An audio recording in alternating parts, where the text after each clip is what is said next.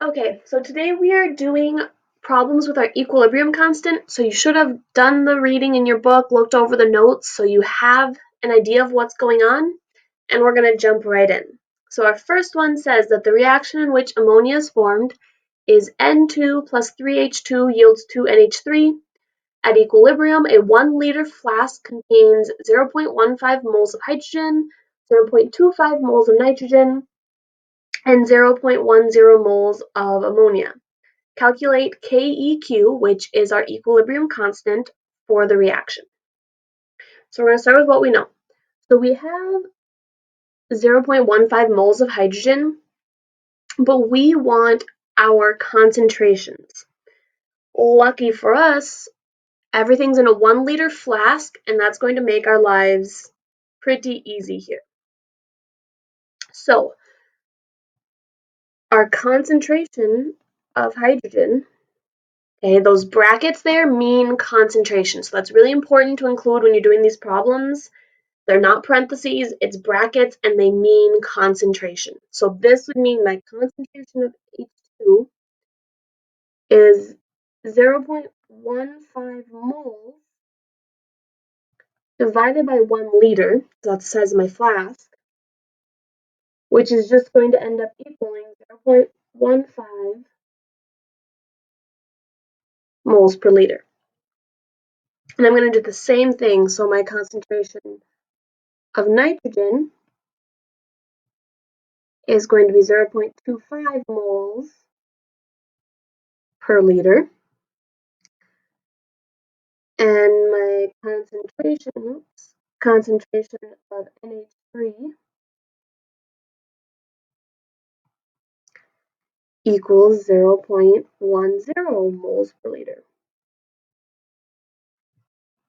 Okay, and then we are trying to find our equilibrium constant, KEQ. So our generalized expression for EQ is my equilibrium constant equals the concentration of C raised to the power C times my concentration of D raised to the power D over the concentration of A raised to the power A,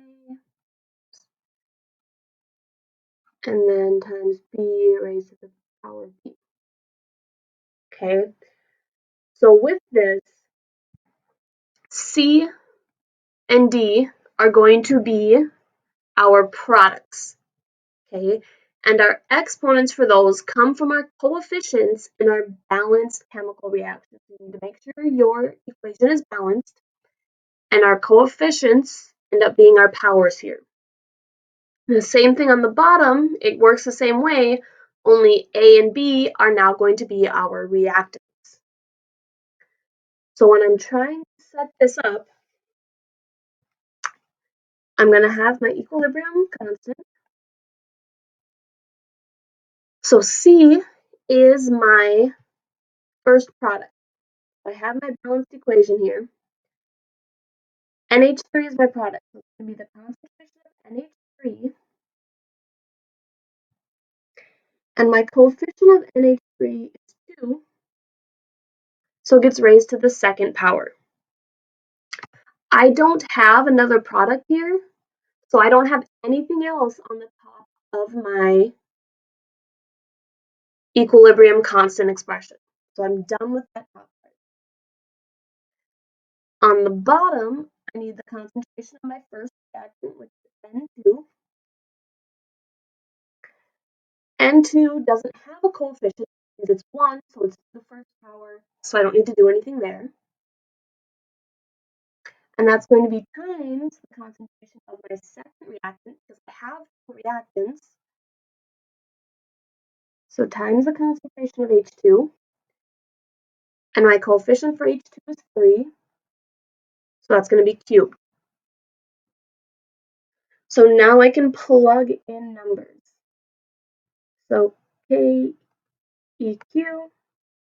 is going to be equal to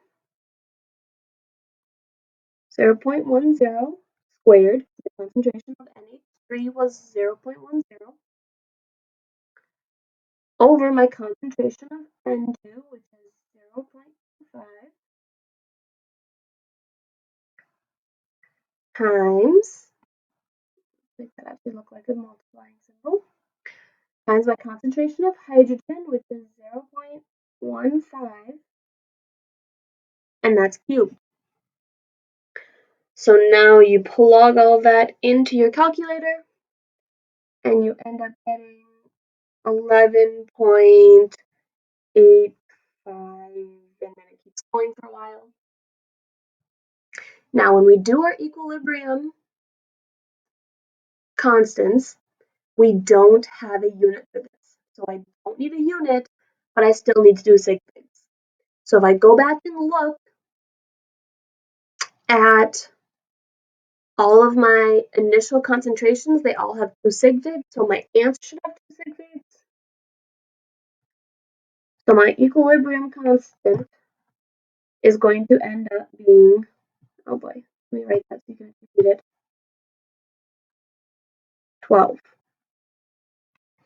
And then we're good.